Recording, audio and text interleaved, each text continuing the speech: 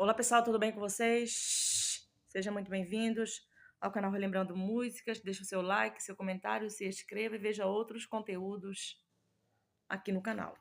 Estou aqui com o CD da Aline, Som de Adoradores. Esse CD foi produzido pelo Rogério Vieira e pelo Kleber Lucas. É de 2006? Esse? Gente, eu acho que sim, né? Aqui está o encarte.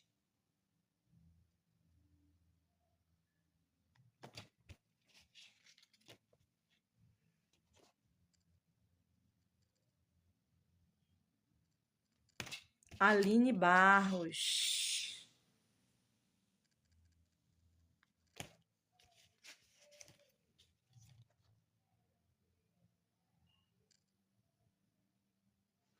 Pessoal, vamos relembrar, né? E aqui está as costas.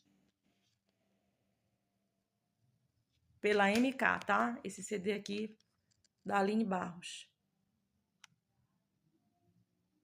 Vamos relembrar e até a próxima.